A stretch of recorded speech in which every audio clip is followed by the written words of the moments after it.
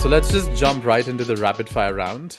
You can only answer with one word or one sentence. The first one is, at what age do you want to retire? 60. How long does it take you to get ready in the mornings? About half an hour. Most embarrassing moment of your life? Oof. Don't know. Favorite color? Green. What time of day are you most inspired? Mornings. How many hours of sleep can you survive on? 6, 7. Fill in the blank. An upcoming artificial intelligence trend is blank. Amazing. The city in which the best kiss of your life happened. Iași, Romania. Pick one, Mark Zuckerberg or Elon Musk. None. The biggest mistake of your career.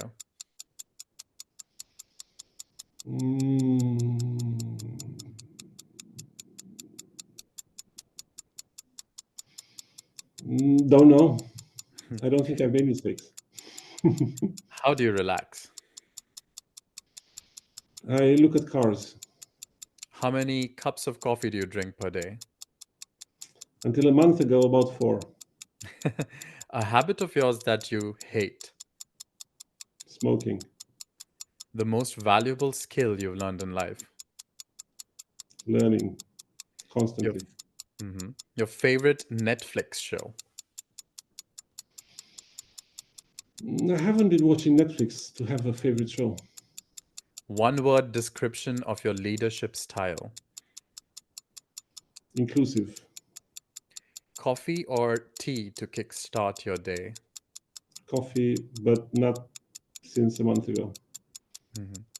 Haven't found a surrogate yet. Top priority in your daily schedule? Planning my day. Ideal vacation spot for relaxation? At my country house. Key factor for maintaining a work-life balance? Having my family around. Okay. Well, that was the end of the rapid fire round. Now we can move on to the longer questions, which you can answer with as much time and ease as you like. The first one is, as the chair of the Special Committee on Artificial Intelligence in the Digital Age, AIDA, you're at the forefront of shaping EU policies on AI. How do you balance fostering innovation with ensuring ethical and responsible AI development? Well, by doing exactly what we did with the AI Act. First of all, setting both as not an either or, but rather as a twin objective that you follow through all of the work that you do if the objective is to have a regulation or framework, a governance framework on AI. And this is what we did. We started off with the twin objectives of protecting rights and interests of society on one hand, and on the other, stimulating innovation, creating the conditions for growth. And again, not sacrificing one for the other, not in a binary logic, but in a complementary logic. And I think that we have managed that. And how you do it? You do it by making sure that you put the right safeguards in place in the text to fulfill that objective of protecting the rights and the interests of citizens. And at the same time, also introducing the enablers that the business needs in order to maintain an interest in being creative, in innovating, in staying in this jurisdiction, and doing the very important business of developing and deploying AI. So if you do that, then you can fulfill both objectives. And how is international cooperation being improved in this regard? Well, international cooperation is something that I consider to be a must, but is not going to come easy because there is a competitive edge in this conversation. There is a geopolitical angle to AI, one which was not that evident 4 or 5 years ago when we started the journey of the AI Act, but which has become more and more evident over the last 2 years since the emergence of LLMs and generative AI, with right now the entire universe more or less being acutely aware of how important AI as a technology is for the future, for everything in this future, not only in economical terms, but also in societal and, again, geopolitical terms. And therefore, the topic of cooperation is no longer a given, is no longer simple. Even partners who, in a way, understand the role of technology in society in the same way, who are guided by the same values, even there is an element of competitiveness, and whoever controls the key resources for artificial intelligence, from energy to data to infrastructure and compute, will also control a lot of the direction of travel for the technology. And then there's also the competition over standards and governance and regulatory frameworks. And that's where, again, even among friends, there is an element of competition that is inevitable.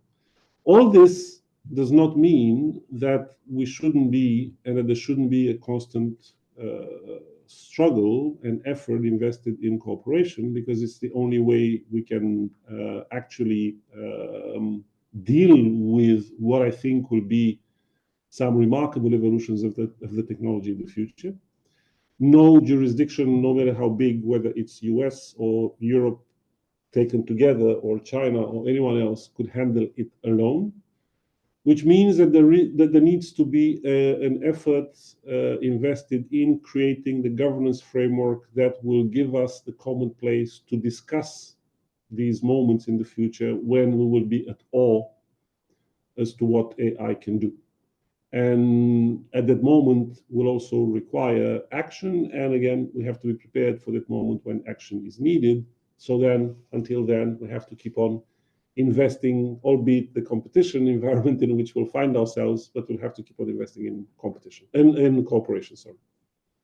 So speaking of action and cooperation, your own experience spans from legal roles to leadership positions in the European Parliament and the European Commission.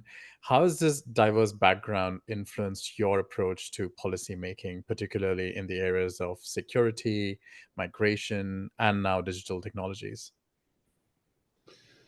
Well, there is one thing I've learned throughout my experience, which a lot was spent negotiating, by the way, in all shapes and sizes, was that you always have to be open to learn from the others. You have to make sure that you listen to everyone that has an input and a say and a contribution to make. There is no idea that cannot be a helpful one. Even if you don't take it, it still can help in the choices that you make and that you bring in a discussion or in a negotiation or in a file. And that, again, ultimately, it's through give and take, through compromise, that you achieve something.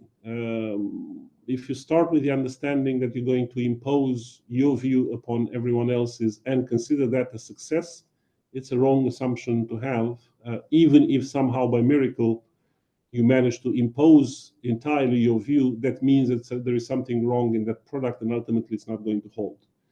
As I always say, in a negotiation or in a framework like this one, when you prepare a political product of this nature, everyone has to leave the room equally happy and equally unhappy. That is when you know you've had a good negotiation. And so, besides compromise, is there any other strategy that you employ to foster collaboration and consensus building? Oh, there are many tactics, let's say, strategies that you use to arrive at a complete product. I don't think it would necessarily be a good use of anyone's time to go through them. But again, there's an array of different strategies that you have to use if you want to get in a complex environment such as this one, politically, institutionally, to get to an end result, particularly in a file as important and as complex as this one. Mm-hmm. So you've also been vocal about the importance of countering disinformation and promoting media literacy, especially during elections. How do you propose tackling the spread of fake news while safeguarding freedom of expression and independent journalism? By instilling a bit more responsibility into the platforms that are the conduit for this information these days. The responsibility itself, or the fact of lying, or the fact of spreading fake news by physical persons, by individuals, is something that is as old as mankind. There were always people who tried to manipulate others using whatever tools were available at that moment in history. What is specific today, and what makes this phenomenon much more destructive to the cohesion of society, and we see the results today in most of our democracies, is the fact that you have now social media, that you have now the digital part of our lives, which allows for this to spread, to accelerate, to amplify at a scale that is unprecedented from any other moments in our history. So this is what is specific about disinformation today. Not that all of a sudden we woke up and we discovered that we are surrounded by fake news and people who have an interest to use information to manipulate or to distort reality for their own political or any other type of benefit. So therefore, the solution is, because you can't change human nature, there will always be those tempted to tell a lie, to convince others, and there will always be weaknesses inside our communities and us as human beings to accept or to believe or to replicate what we hear to try and convince others ourselves. But then again, if you want to put a dent in this, if you want to somewhat change the current dynamic, you need to look at the conduit. And the conduit is where there needs to be a responsibility introduced in the equation, just as 50, 60, 70 years ago, when radio and television became part of society and were used as the conduits for putting information out there. And also at the time, we asked ourselves the question, can we allow a journalist, a radio host, TV host, or a TV station to say whatever they want unchecked without an editorial responsibility for the content that they display on the screen or put on the air? Similarly, right now, at least that's what we believe in the European Union, and that's why you have the DSA. Similarly, right now, we say platforms cannot call themselves indifferent to what happens on their technical environment, let's say. They cannot just be a neutral conduit of that disinformation. There has to be a responsibility for that content. That's the fundamental logic of the DSA. I know that in the US, the perspective is somewhat different. I don't think that this logic that I mentioned earlier contradicts in any way freedom of expression or the First Amendment in the US Constitution. I believe actually the two can work rather well side by side, just as they worked, again, rather well side by side at the time when radio and television were doing what social media is doing today. So that's where I think we need to work. And then, of course, most importantly, but this is something that has also existed since technology started to be used to amplify messages, which is we need to increase the resilience of societies, the capacity of societies to distinguish between fact and non-fact, between truth and lie, and that means education, that means critical thinking, because ultimately it's the best way, it's the best tool you can have when you manage to instill in the minds of every user the reflex of checking, of asking themselves, is it true or not? Do I want to make sure that I get my facts straight by also verifying somewhere else? I don't necessarily to believe anything that I see or hear. So But the are there combination of the two can deliver us from the current conundrum. Mhm. But are there any specific initiatives or legislative proposals that you're championing to address these challenges posed by disinformation campaigns? Well, for me, it has been one of the main drivers for the past mandate, and this is why I have jumped on let's say the AI wagon from day one. Just as I would have jumped on the DSA wagon as well, because for me the two are in fact the most important tools in that respect. The combination of the Digital Services Act and the AI Act are the tools that I think can deliver that health check of our information space to the point where we can have a reversal of the current trends of disinformation. So I would very much put my money on these two. Of course, the crucial thing now is how they are going to be implemented.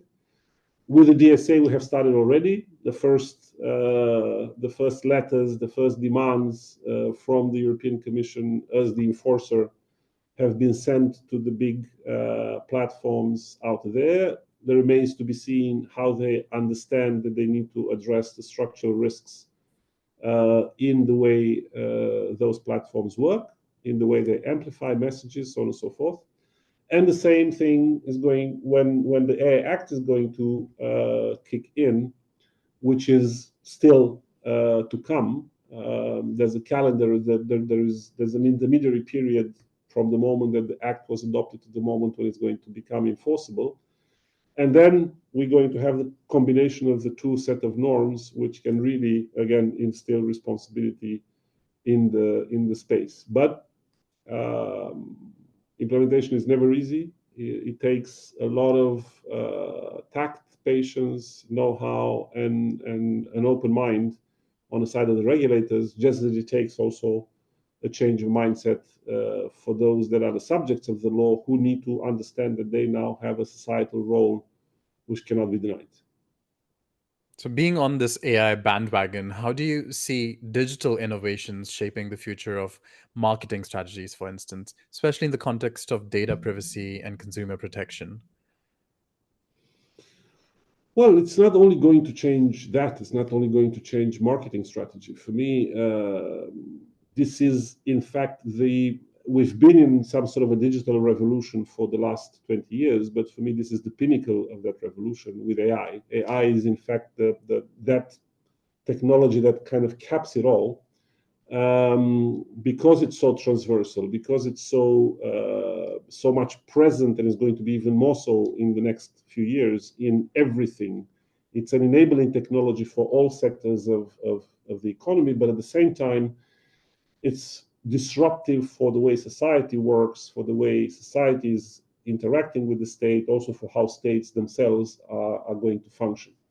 So again, for me, it's not only how it changes marketing strategies, is how it changes everything around us. And I'm not necessarily saying it to alarm everyone. I'm not an alarmist when it comes to impact of AI. I'm just saying it because I think we need to be aware of that, soberly aware, and to take the steps to prepare for that moment. Again, calmly. It's important that we understand that we are the ones that can control the direction of travel for how this technology is impacting our lives. We have to remain the ones controlling the direction of travel. That's why I believed from day one that rules are important, and it was time to bring in a governance framework around AI, and AI Act is exactly that. It's a model of governance for AI, and I think it is what we need to responsibly do also in the future, and the advice that I would give to all other jurisdictions to make sure that they put themselves in firm control for their own sake as rule makers, as policymakers, and the sake of societies. So, you don't want to say that it's going to lead to massive job losses, for instance? No, because I don't think it's going to lead to massive job losses. Yes, it's going to it would be foolish to say that it's not going to render some jobs as we know them today irrelevant. Absolutely. And I think for the first time in history, unlike many of the other industrial revolutions in the past, for the first time in history, is going to affect more, let's say, the white collar type of jobs than the blue collar type of jobs, because AI is not going to cut anyone's hair, nor is it going to fix anyone's car. So a lot of the manual labor as we know it won't be changed other than by maybe adding some extra layer of automation and assistance. But there will always be a role for the human in anything that implies manual input. When it comes to intellectual inputs and jobs that are exclusively based on intellectual input, that is where the question is. And again, some of these jobs will perhaps even disappear altogether. And that happened again with every other industrial revolution in the past, but they're going to be replaced by new categories of jobs that we cannot think of today. We already have prompt engineers. 5-6 years ago, this job didn't exist. Now it does. And they are probably going to become what the code writers used to be 5 years ago. The code writers used to be the most expensive resource in the digital bubble. Right now, I think those that would have the savviness of prompting AI in the right way to give you the kind of results that you need are going to be the wizards of today and tomorrow. And then again, there'll be something else that is going to come and replace that. There will be a constant cycle of that, which means that again, it's not about job losses as it's going to be a matter of job transformation. And also job fluidity. I think there'll be much more fluidity in this space than we knew before. That stability that was part of our economy and our labor market back in the days when you would do the same thing for 20 years, I think that to a large extent is going to be gone, because the AI and its impact is going to be fluid, constantly shaping, reshaping, leaping forward, which means that also the job market and the labor environment as such is going to have to remain quite agile. So it's all going to boil down on the ability that societies will have, first of all, to educate kids, students in the right way, to rethink the way competences are being passed on, what kind of competences are relevant in this kind of future, and then most importantly, to reskill the current job force to be able to handle this sort of fluidity, this sort of agility that is going to be required in the years to come. Again, a librarian is still doing the work of a librarian today. 2 years from now, a librarian will have to do her job or his job completely different, because AI is going to do 80 to 90% of what he or she does right now.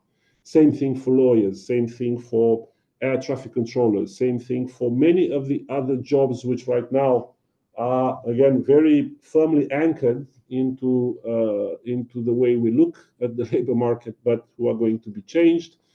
And again, we need to prepare our labor force for that. And so is the EU planning to do something about reskilling programs, or is the AI Act at all? Were these some discussions that happened during the AI Act negotiations? Well, we could not do much on this in the Act because education and labor are not among the competences that are enshrined in the treaty at EU level. They are still national competences.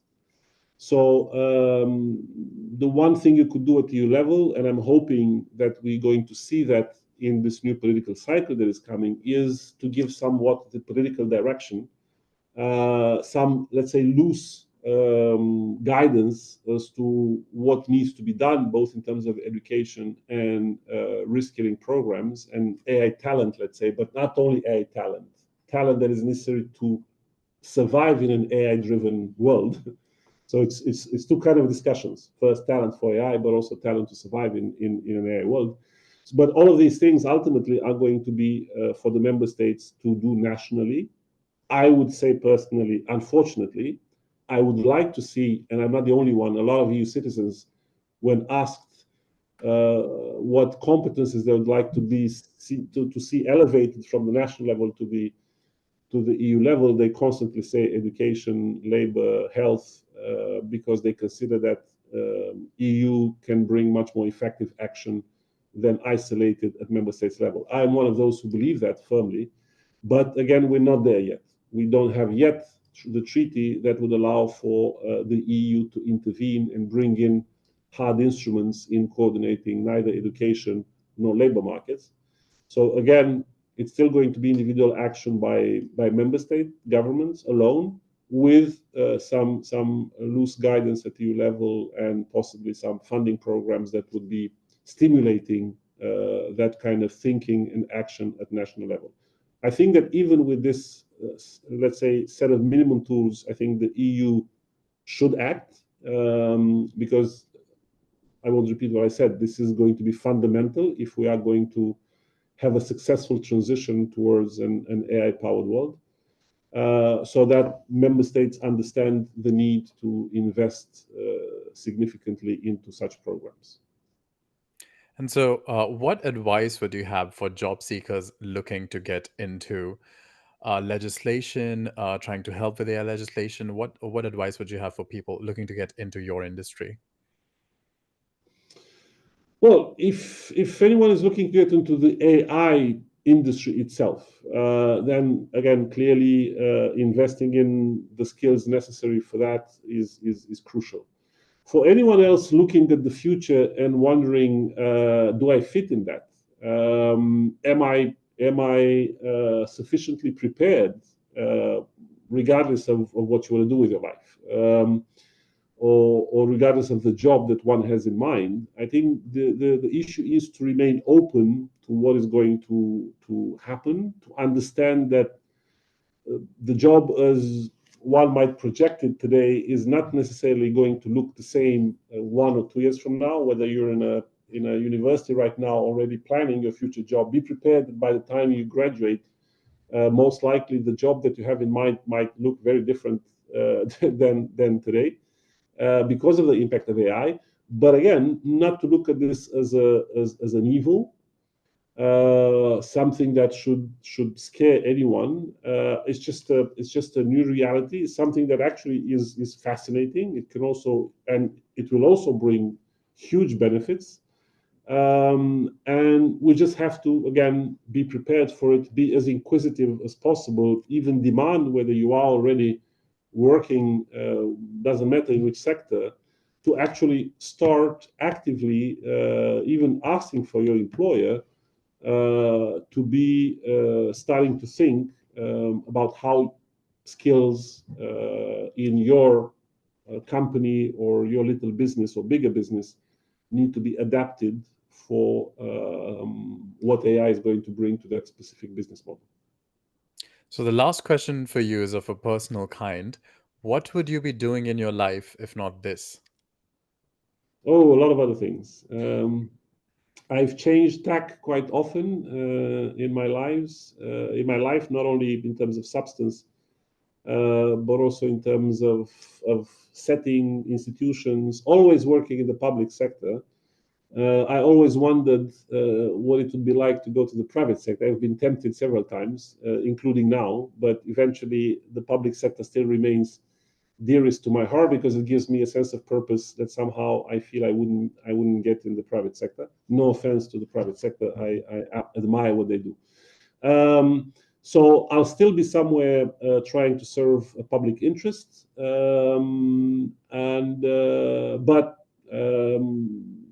the one thing that is a red thread throughout my professional life has been that the moment I no longer learn something new, I get bored and I look for something else. So that's going to stay.